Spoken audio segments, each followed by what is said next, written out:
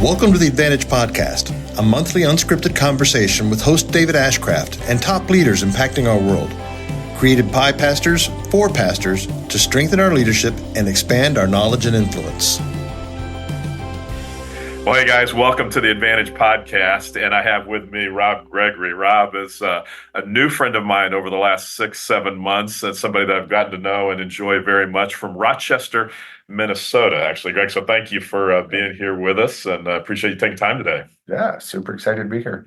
So Rob's actually a businessman, business owner, and why don't you just real quick so that we know what you do? You're in the car business. Yeah, so everybody's got a story. I went to Bible college. I remember early on being at a camp, and the guy kind of said that, anything you do for the kingdom lasts forever. Anything you do in this world is temporary, so don't waste your life. And as a 19-year-old kid, I was like, gosh, I don't want to waste my life. So I ended up, pursuing that. And at some degree, I always had a big passion for cars. So wait, you thought you were going to be a pastor, though, right? That's what you went in. That was the intent. After that camp experience, you thought you were going to be a pastor. Yeah, and I thought that I really had a worldview that's the only way you could really make a difference, and everybody else was just kind of the support staff. So did you ever serve as a pastor then? No, which was good for everyone. So now that I know myself better. Yeah. Okay. Good. Yeah. So had an interest in cars. Yeah, and so I had gotten I was probably very entrepreneurial even as a kid. I remember going through alleys and picking up old bike parts, and then I'd get enough of them and bolt one together and sell it to a buddy for $10, And I always just kind of had an interest or a knack in that. And so went to work for a guy, and he's practicing probably 50, 60 years of sobriety, and as part of his kind of personal mission, I think, it came down to you try to do something for others they could never pay you back for. Mm-hmm. So he had owned a dealership, and at this point, to fast forward, 35 years later, 50 of my friends and myself, he's helped all of us get started in our own business. 50, is that right? That's amazing. Quite a legacy for him. Yeah. And I think what really happened is he's a very mission-based guy, very principle-centered, very value-based, and truly the highest integrity person I've ever really come in contact with. Yeah. And it kind of rattled me, because pastors were kind of this, and businessmen were kind of this, and car people were kind of even something different than that. Interesting. And so the company I worked for, the brand was called Rydell's. And I always used to kind of say I'm they're just very much into, I guess, passing that vision, getting people on board, getting them engaged, holding them accountable, helping them reach their potential. And so I kind of, started to develop a passion for that. And so let me just stop you right there. Part of the reason why I wanted Rob to come on with us today is all of the things that you just talked about are things that are very much involved in church as well. So this isn't, it's not even just a church business thing. It's just, if you're going to manage an organization well, all of those things are important. So let me just ask you real quick. I know you never share these kind of things, but you have a Chevrolet dealership, a Toyota dealership, a Ford store, and a Mazda store. And I'm in the process of helping my kids kind of take it to the next level on the mission. And so it's fun to hear you say store. I was Rob and I were together with another business owner that also has several stores. And so in the car world, I mean, we think of them as dealerships, and you call them stores. I was with somebody with Chick-fil-A a week or so ago, and he kept talking about restaurants and being in the restaurant business. I would say, wait a minute, what restaurant are you with? And I guess Chick-fil-A is a restaurant. And so, so stores. So, but then handing the business off, or at least in the process of handing that off to your kids. And so something you've been a part of your whole life, if you came out of college and got into the car business right away. Coming up on 37 years. That's great. I've had my own business now for about 27 years. Okay. And just kind of back up just a click. So I kind of had this opportunity to buy my first business, and I was at this crossroads because, again, still had this thing in the back of my mind that said, if you're not in ministry, you're not making a difference in the world. And if you're in business, you're the support team. And I was good with that, but I didn't know if I wanted to be the support team or on the team. Yeah. And so I'd met with this guy, he's a pastor, And he said, he says, I think you have it all wrong.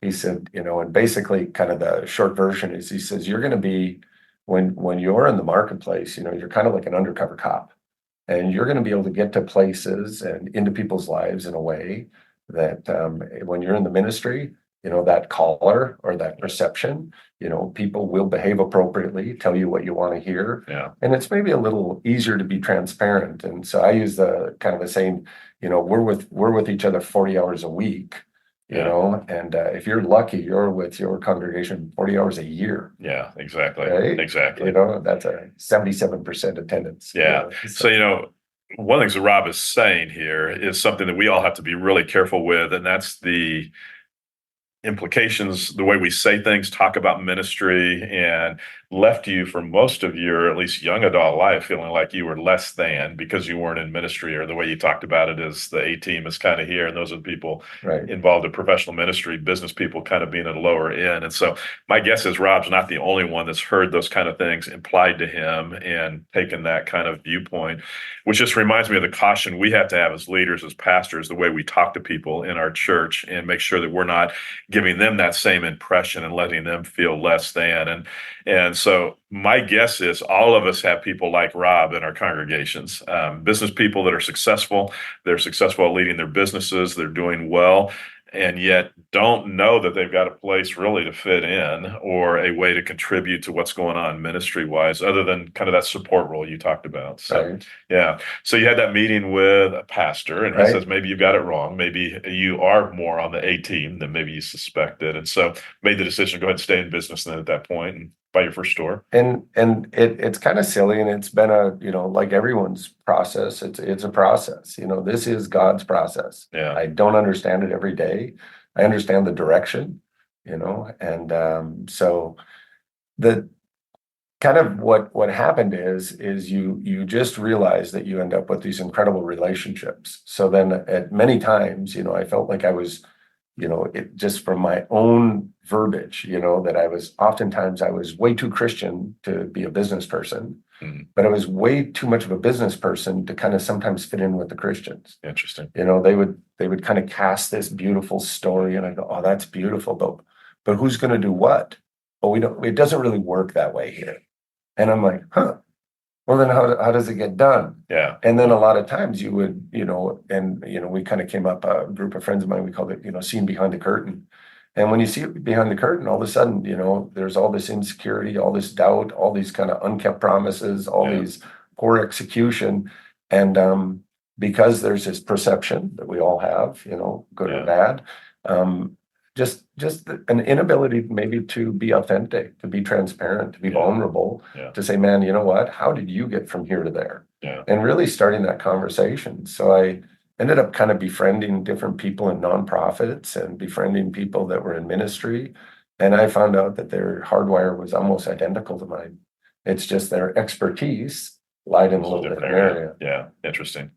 Yeah, and so that whole idea of somehow ministry is different. There's somebody on the staff at the Global Leadership Network, and he's come out of business, and he'll say more often than I want him to, he'll say, oh, I just have to remind myself this is a nonprofit, it's a ministry, as though somehow that means we operate differently. Right. And yet we shouldn't. And I know there's a spiritual side to ministry, but there's a spiritual side to what you're doing in your dealerships and your stores as well. You've talked to me about, I think you've got 500 employees and your ministry mindset with those employees. And so church shouldn't be run differently if we're going to be effective, if we're going to be efficient and things like that. And yet sometimes we have that mindset, which is tragic. So, you and I visited about so many things in our short time of being friends, but it was my son said to me one day, he says, Dad, everybody wants to make like church things very spiritual, and the rest of life is very secular.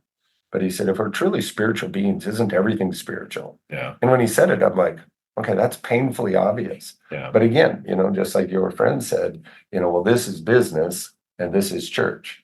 Yeah. And can I just share kind of we call this, talk about whatever you like. Just kind of a philosophy thing, and we call it 1, 2, 3, 4, 5. And what we say is that really, whether you like a church, a business, a brand, a sports team, that there's really 5 reasons that everybody either likes or dislikes, their impression of it. Mm. And yet we, like if I said, hey, what'd you think of the restaurant last night? I liked this, I didn't like this, and it always comes down to the number one deal is how does it make you feel? So think about it as a church, when someone comes in and it was somebody was joking about it lately. The greeters are really bouncers, yes, what are you doing here today? As opposed to, gosh, we just want you to feel welcome. I think it's something at Willow, like during the GLS. I think they just do a phenomenal job. The best I've ever seen, I had the privilege of going to the Masters. And every single person when you got there, we are so thankful you're here today. And you're just like, it just sets the tone. And whether that's a business, a restaurant, I thought our server last night, I mean, he got it. He felt us. He felt the pace of play. You know what I mean? He read the room. So, Rob, how do you teach your staff then that principle as far as how's the customer feeling? Was probably the way you would talk about it. For us, it's and it's customer still. How does the person as they walk in for the first time, how do they feel? So how do you teach? What are the things you teach your staff to try to make sure that feels right?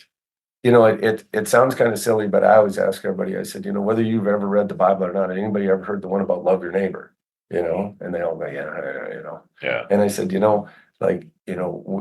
call like our kind of our, when it's not our mission statement, but just kind of our passion is, our business exists to grow people, make friends and do good. And, the growing people really, one day a guy says, that's really kind of discipleship, isn't it? And the making friends is really just loving your neighbor, and doing good is kind of just, living out what we're supposed to do over here. Yeah, which is fun to hear you say what that is the purpose of your organization, because it sounds very much like a church. And it's like, wait a minute, I thought business, the whole purpose was to make money. And so where does money even fall into that theme? It doesn't, right? So, but I guess it does somewhere, because you've got to make sure you're producing something. So in this 1, 2, 3, 4, 5, and I'll try to speed it up a little bit. We all get a feeling from anybody we do business with, and that's kind of the guest experience. The other reason that we either like or dislike it is something we've heard about how they treat the people that choose to work there, right? I've heard if you work there, they're great. In fact, I knew a guy that went to work there selling cars. Now he owns his own store, right? That kind of that intention, right? I know a person that works at that church. It's a hot mess, but the person loves Jesus, so they're going to stay. And I feel like gosh, you're trading your life to be there. You know what I mean? Can't we do better? But I think that, and then the third one is we call it fuel.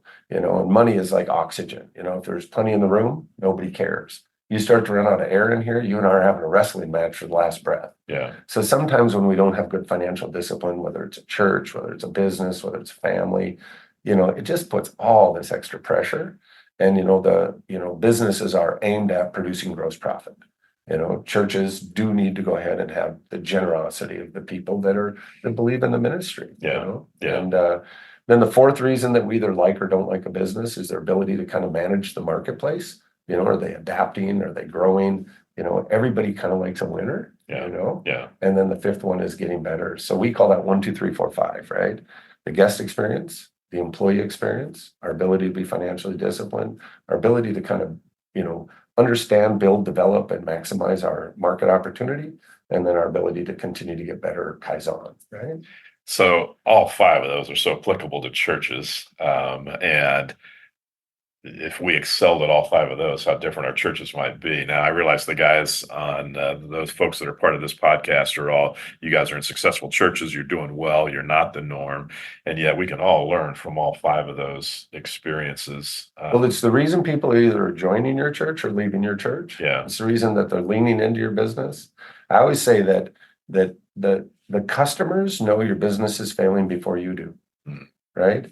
So our employees know our business is failing because they're listening to the customer. And if we're not listening to either one of them, by the time we know we're failing, we always tend to blame COVID, outside influence, the economy. There's so much competition in the marketplace, but the people that really manage those things. So we have very, I know I've met with churches and talked about this before, and I just, I said, so are you really a mission-based church, or are you a results-based church? And, usually the bold person will raise their hand, and we are mission-based. And then I'll joke, I said, gosh, it has to be so nice to not have any pressure about getting results. And then all of a sudden they look around the room and then they all look at the pastor like, this guy's got a lot of things he expects from us, you know? And so it's just about getting that balance that when we have the right mission and we have the right philosophy, then I really do think the results then just become, they're just the outputs based on the strategies that we're choosing. You know, it's creating this result. I like that result. Keep doing that. Yeah, you exactly. know, based on what we're doing, it's not working. Quit it. So in the church world, the pat answer is always, well, as long as one more person comes to Jesus, it was worth it. Right. And, you know, you hear that, you go, I guess that's true, but I don't know that that really is true, that we spent this much energy, this much effort, and really only one person came to Christ. And yes, that's a great thing. And yet, could more have come to Christ had we done it differently or better? And so we've got to be careful that we're not always just satisfied with one more person. So, and I don't know if this necessarily fits here, but, you know, most of the people that I've been around that are in ministry, you know, it's hard not to get caught up in perfection. You know, if we had done this perfectly, what could we have done? And I've never heard somebody not just kind of accidentally shame somebody by telling them, you know, you saw the end of Schindler's List, right? You know, and you know, so I didn't wear a watch today, so you know, I can't be wrong. But it's you know, I think again, there's something we become in this whole process of ministry, of business, of the marketplace, of family, and this is God's process. You know, this is our, I guess, I don't know, our sanctification. You know, you know. So go back to your 5 things again, because I feel like those 5 things really we could all build our churches around, and we could say, let's evaluate these 5 things. So how does the customer feel when they come in? Guest experience. Guest experience. And so that's got to be a big deal for you in your stores. So how do you guys capitalize on guest experience? I guess it's the way the salespeople are treating them. It's the way the store looks when they come in. What are some things you look for in that guest experiences? You know, there's been a ton of things written on it, but the best I ever heard was every impression that someone gets of your church, of your business, is a moment of truth. And all of those add up to then your brand, you know, and all of those impressions. And, you know, this is going to sound really easy, you know, and I always ask people, do we really want a score of 99 or do we want the people to know we care? You know, and, you know, everybody always goes, ugh, you know, the number is such a lagging indicator, you know, but I think that's the thing for me. You know, I think it's one of your gifts, you know, you know, you never wonder if you care, you know, and I think that, you know, when we lead with that and sometimes in the efficiency, you know, we have to get all of these things done. Gosh, you know, I had a guy a long time ago. I was walking by him in the service department and he yells out, "Good morning." I thought, and I had just gotten so fixated. Didn't even notice him there. And him and I tell that story to each other about once a year now. And it happened 20 years ago. Interesting. But it's just easy to do. So just that, you know, what are we doing? And I think that, you know, building the metric around that, and not because I say so, but just, you know, look at your own deal. You know, based on the way someone treats you is why you either continue to persist or, you know, give up on a business. Right? You and I had dinner with somebody last night, as we mentioned earlier. He was telling us a story about, wasn't his father?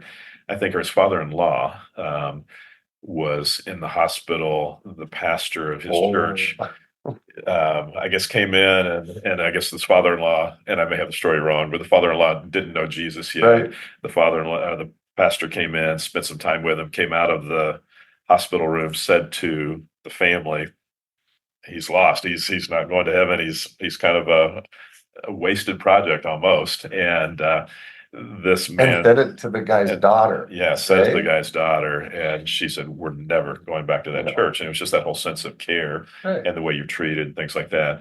So, Rob, I would think that, and I don't mean to. So, churches. People come and they're skeptical. Churches come and for the first time, especially if they're not believers, then they come in and they are expecting the worst, probably, as they will enter our doors. I would think that people come into car dealerships expecting the worst, or expecting they're going to be worked over. And so we're not that indifferent. We're the same. I guess we have the same response from customers, I would imagine. So we've got to work extra hard then to show that we care.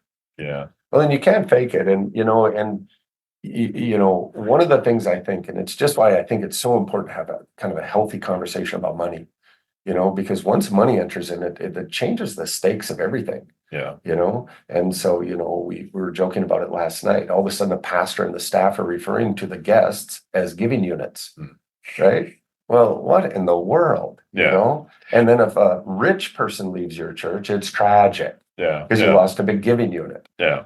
So that it changes the stakes, right? Yeah. And then, of course, people are going to have a bad impression of us, And so you're telling me you don't enjoy being referred to as a giving unit Not in your yet. church. Not yet.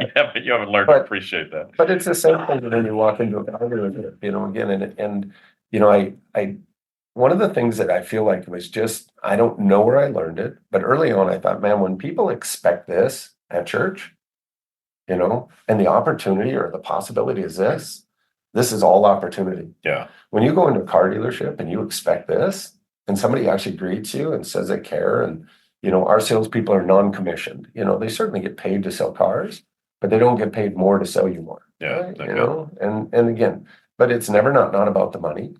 So just like with church, churches are beautiful places, but with no money, it doesn't work. Yeah. So how do we get a healthy, And that gap, then what you're saying, there's lots of opportunity. And because people come in with such low expectations, we don't have to do a whole lot to be perceived much higher. So so don't miss opportunities there. Yeah. So the second one is your staff and how do they feel?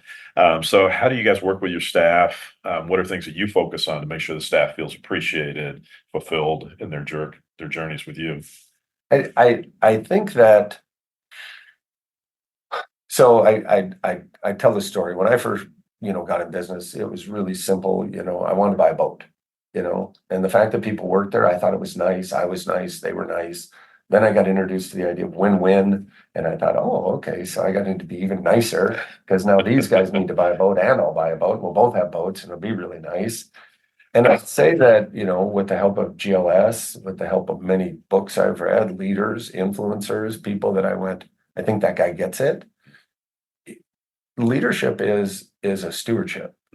And the people that have been entrusted to us, those become our responsibility to help them get, and I always say that it's the best leaders are the ones that they really reach into people's lives and they help them get the hands on the handlebars of their own gifts, like they didn't even know, we helped them unpack what they didn't even know they had. Yeah. And I shared with you briefly last night, there was, gosh, I'd call it the early version of myself.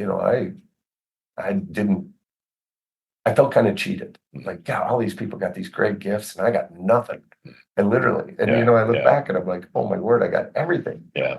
But somehow people gave you the impression that you didn't have value. Yeah. And so, but again, back to our kind of joking about low expectations, then there's lots of opportunity then to help people and help yourself say, man, I actually have more value than I think I do, or for somebody else to pour into your life and show you have value.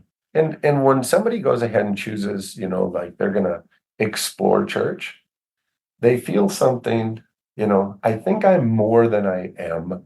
And doing it on my own, do you know what I mean, isn't working. Yeah. They don't like the result. Yeah. Right. Interesting. So it's the same thing for us, and I'll ask people all the time, are you getting the result from your life you want? Is your marriage where you want it? Or you're where you at, Yeah. So we're really trying to take more of it's such a low expectation, So what you're saying is the people that work for you actually care about them. Yeah. It's just crazy, isn't it?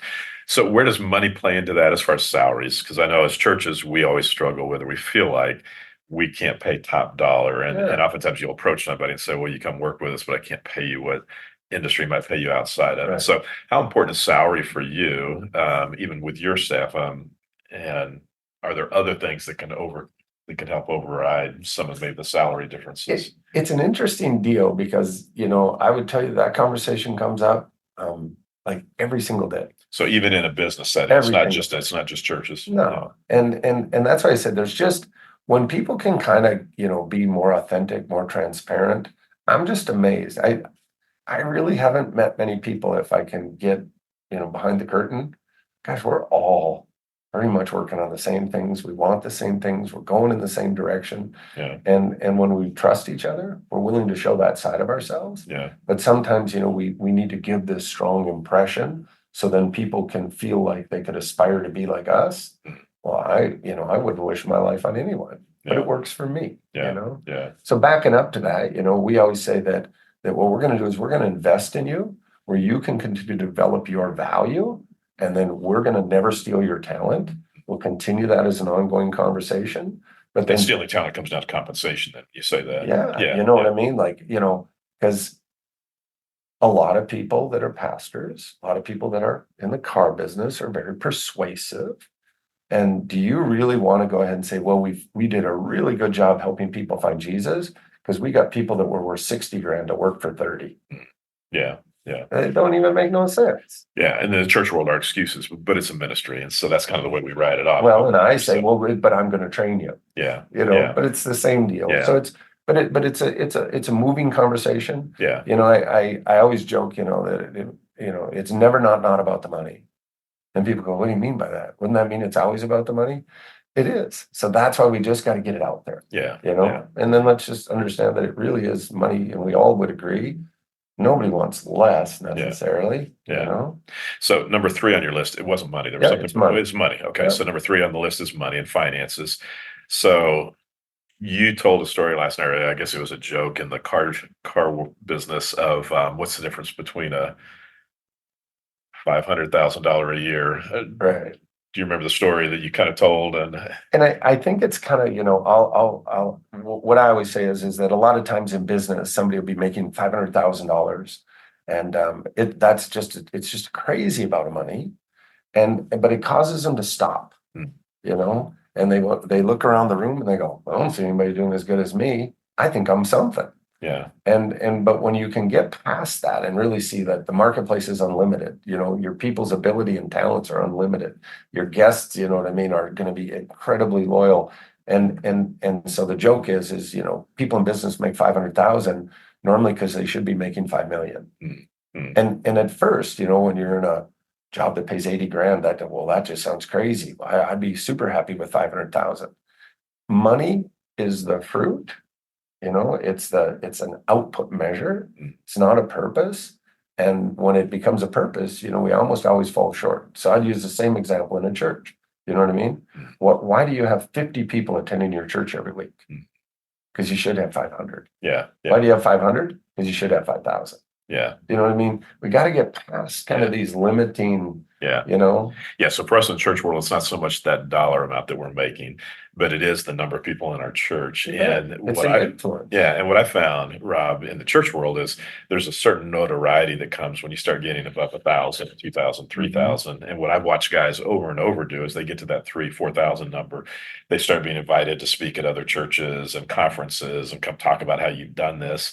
And they get very busy on that circuit, but they take their eye off their church, and all of a sudden their church maxes out at 2,000 or 3,000, 4,000 people when potentially they could be 10, 20,000, but they've taken their eye off the ball. They're satisfied with the 500,000 in your analogy when they could be making 5 million, or they're satisfied with the 3,000 people when they could have 10,000 people. And so I think we get working on the wrong thing. Okay. That's the second piece of that. If we're really again, let's say that, I'm going to use my business example.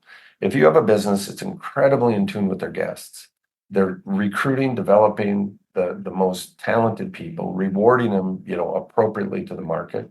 They got great disciplines in place with their financial. They're always looking for market opportunities. And everybody, like with, you've told me about in your church, everybody kind of had their own little personal development plan and everybody's getting better. What's that is unlimited. Yeah. And really what church is about, it's about creating influence, right? Because we want to tell people, hey, you are loved, Jesus plus you is perfection. Yeah. Now just go live. Yeah. Well, it seems to be more complicated than that. Yeah. And when I go back in the car business, and where I kind of think it is very similar to the church business, is the car business started out very autocratic. I'm the boss. It's my money. I'm the brains of this deal. You do what you're told, right? And it's very steep, very hierarchical. And now people's job becomes to please their boss, right? This people please these bosses, who please these bosses, who please this boss, because someday this guy'd like to be that boss. But what it does is it just creates a lot of posturing, a lot of artificial harmony, So we never really get to work on the things that we really want to work on. Interesting. if that makes any sense. Yeah. And what we don't realize is we're the ones limiting our own opportunity. So the opposite of autocratic, or the alternative then, is pouring into the staff, pouring into employees, helping them be everything they can be, and then we all win. Yeah. And I think that if again, back to my deal, I oftentimes felt I was way too Christian to be in business, but I felt like I had way too many business things to really fit into ministry. Yeah. And now, like God's timing's perfect, call it 40 years later, all of a sudden I'm like, I just have this incredible curiosity that maybe they aren't as different. Yeah. Because I think people are people. Right. But I think that, in business, we say, well, we got to make a profit. And we think that gives us a free pass to be bad leaders. Mm. And in ministry, sometimes we say, well, you know what? God's work's not done. So then we think we don't have to actually, be responsible. Yeah. It's kind of, and just back to your story where you go, oh, I keep forgetting this is a nonprofit or this is a ministry. Right. I think it kind of can kind of send us the wrong message. Yeah, exactly. 4 and 5, then number 4 is market. Market. And just really understanding, like I always say that, whether it's right or wrong, we want to be the absolute leader in the market at anything we choose to participate in. And, Simon Sinek says you have to pick what your just cause. My just cause is the development of our people. But then you have to figure out what can we be the best in the world at. Yeah. Right. Yeah. And that probably means not everything. So it means picking one thing, 2 things. And we're picking the guest experience. Yeah. Okay. We really just the guest experience, the best guest experience of any dealers in Rochester or wherever. Yeah. That and ready, people are involved. Yeah. And there's a lot of learning and sometimes it goes great, sometimes it goes less than great, but ultimately, I feel very fortunate, we're in a town of 100 and some thousand people. I feel like I can walk in anywhere and they are my neighbor. That's cool. And we've tried to treat them like they're our neighbor. Yeah. And that small of town, you have to be careful because you're gonna run into your dissatisfied customers if you have those. So, right. Which happens in church world too, where we run into the people that maybe we did not serve well in our churches, and that could be awkward. So, number 5 then again is continuous improvement, or Kaizen. Okay. And these are Kaizen. What is that? It's a Japanese word for continuous, never done improving. Okay. Okay. Good. Now, if there's somebody Japanese, they're going to go, well, that's not exactly right, but it'll give them something to look at. Exactly. Exactly. Yeah. I wanted to bounce back, as we talk about kind of the change in leadership, back to that autocratic in dealerships. Mm-hmm. If you think about churches, you know what I mean? The pastor was ship captain crew. You know what I mean? It used to be a staff of 1. Right. If it is to be, it's up to me. Yeah. And then as the churches grew, the leadership, and that's why I think, again, GLS is just such a great, it's such a great opportunity for us. They have to be able to develop then their ability to run these complicated organizations. Yeah. And so I was meeting with a pastor and he was retiring and it just wasn't going well. Like the transition wasn't going well. And this guy, I realized, just didn't do vulnerability. He kind of did artificial harmony. Mm. And he kept telling me, but that's transition. That's how it goes. And he has a great attitude, but he had a bad compass, like he was still super happy. It just, the church was lost. Yeah. And after that, of course, it fragmented, it wasn't any surprise. But towards the end of our conversation, he said, I grew up when people did what they were told. And I went, and then he got up and excused himself. Like, it's like he finally told the truth. Most people want to be the boss for the wrong reason. Yeah. They want to tell, I got told what to do. No, I want to tell people what to do. Well, that will never, I think it might be Maxwell. He calls it the law of the lid. Right. But anything great is always done through discretionary effort. And if people don't love and trust David Ashcraft, they cannot give you their discretionary effort. Yeah. You know why your church grew? Because you cared about them. Mm-hmm. They gave you a discretionary effort. And then you create kind of like a commitment with people to where accountability becomes, man, we got to do what we said we'd do. Yeah. It's an interdependence, not an autocratic, if you don't do it, the next guy will. Yeah. So there's just some things from business that have translated into church, and they're messy. So Rob, I love the 5 things that you're teaching your people. all of us have Robs in our church. And so the challenge we always have is how do we utilize you? You made a statement last night that stuck in my head. And I think It was a little passive aggressive. and we may not even be thinking of the same statement, but the statement was, they want me for my money, not for my thoughts. And I think sometimes that happens in churches where there's somebody that we know that has means, that has ability financially, and we want to go after their money because we need the money. And so it comes down to care, I suppose. It comes down to value, but wanting your money. And so how does that feeling come off? Like how would you even sense that? And talk more about how that feels to you, because I think we're all in danger of doing that to people like you. Well, I always joke. I said, I truly, a lot of times, like I'll be meeting with a pastor and I offer myself and they settle for my money. And it's just like, when you're the boss, nobody wants to be told what to do. And I think sometimes business people come across as a little overly confident, and they come in and they're going to tell you, if I were in charge of what you were doing, here's what I would do. And so I think that sometimes that we can kind of like, we push that away. My brain is already just full, and so I think that just that when you can develop it as a friendship. So I use my new pastor as an example, and we just started golfing together, and then we started talking about people development and leadership, and it just developed a curiosity, and we would talk about it. And I wasn't trying to fix his church. I mean, that's his job. Yeah. It's his opportunity, it's his season, it's his turn.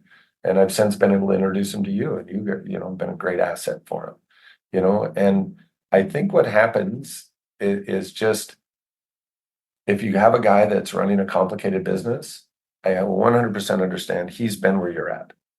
He's been at the point where he just wanted to wring one more ounce out of these people so he could make his quarterly numbers. Yeah. Because he had to report up to someone. Yeah.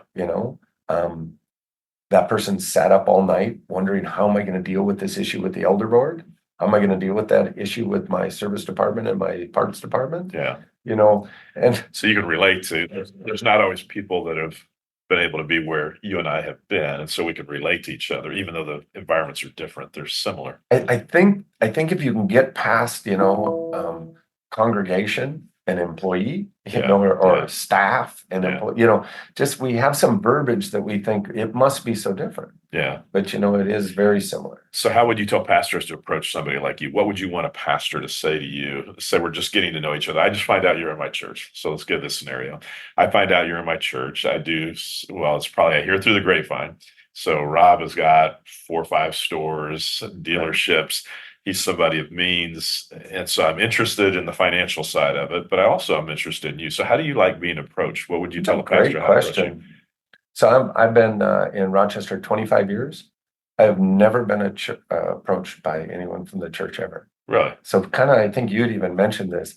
I think there's kind of an intimidation or a cross, So usually it's through a function, where it's some charity deal and you bump into somebody and they say, and I'm sure not the pastors, but a lot of pastors and people, I always say that there's a certain amount of ego you have to do to, when you have the boldness to stand up and tell the story of Jesus to someone and kind of the consequence of, your rejecting that message, right? That takes a little, Yeah. and to do what most business people do takes a little gumption. And, I think it was C.S. Lewis. He says, to the degree another man's pride bothers you is to the degree you're struggling with your own. Mm-hmm. So for me, I'm at a point where I'm very aware of my pride. Yeah. And I have not conquered it. And so I think it's made me hopefully more approachable, more vulnerable.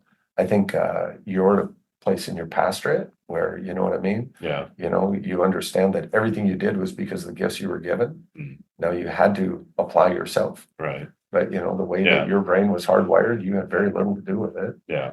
So there's some humility that comes with time. Exactly. And so it's a good question, but what I was thinking about is just this idea that, you have this group of people, and the frustration I always hear from pastors is they just won't volunteer, right? And I get it, but I don't really want to teach Romans to some other, I'm not equipped. Yeah. I could struggle through it. Yeah. And you don't want me taking care of the nursery. Yeah. Because every kid, they still all have dirty diapers. Good luck to you. So I think that those entry points, and I forget the lady's name that was sharing that. Stephanie Chung. Yeah. And I just thought, it's just really resonated with me, and I don't have the answer, but I have the question. The question is what are those different entry points that somebody that's been in the marketplace, so somebody's an educator, somebody that's a pilot, what's their entrance points? Well, our entrance points, and we did a father-daughter mission, my daughter and I, and for 10 days, I hand shoveled and stirred concrete. But yet there was all these business leaders in that community that why didn't I say, hey, can I ever just meet with the business leaders and talk just a little bit about what's your strategy for people development? What's your strategy for, Yeah. And so, Rob, I think sometimes our tendency is to go, well, you work with cars, you run a business, so you're probably tired of that. And so I need to ask you to do something different in the church because that's what you do all week long. So let me find something else for you to do. But you're just saying, everybody's got strengths in their particular sphere. So let them play off those strengths as opposed to being asked. It'd be like you asking me to come into your business and taking my experience and abilities to ask me to go fix a car. Yeah, why don't you come work on a transmission? I think you'll find it interesting. Yeah, which I have no ability whatsoever. Right. And so there's no way I'm going to do that. But if you ask me to come in and let's talk about how to run the business, that'd be fascinating. I'd love to do that. So yeah, so we just misuse the gifts. For the importance that, the most important thing in the gold bars of the universe are every created person. Yeah. Yeah. And to me, my kids are taking over the business and they want to talk about strategy and I want to talk about intent, that each one of these people, represents a family of 5 people and, it's just the influence that we have. Again, back to the deal. We have 40 hours a week to go ahead and help shape, their journey. Yeah. And you have 40 hours a year. Yeah, exactly. So then where is that crossover, Yeah, exactly. Rob, thank you for taking time to talk today. My encouragement to all of us, again, is we have people like Rob in our churches, and don't miss what Rob said. 25 years, never been approached by a pastor. And I'm like, oh my goodness, here's somebody that has so much talent, so much ability. It's sitting right there. He's sitting right there in somebody's church. And man, let's capitalize on that. So let's not miss out on opportunities. So thank you. I love the 5 principles, and I think that's something we can all learn from. So thank you. Appreciate the time, and excited about where you're headed in the future, and appreciate the relationship very much. Appreciate it. Thank you. Thanks, Rob. Thank you. Yeah. Thank you for listening to the Advantage Podcast with David Ashcraft and for participating in our goal to strengthen and encourage pastors and their churches so more people are introduced to Jesus across Pennsylvania. If you found this helpful, feel free to pass it along. To find out more about the work of The Advantage, visit our website at theadvantage.org.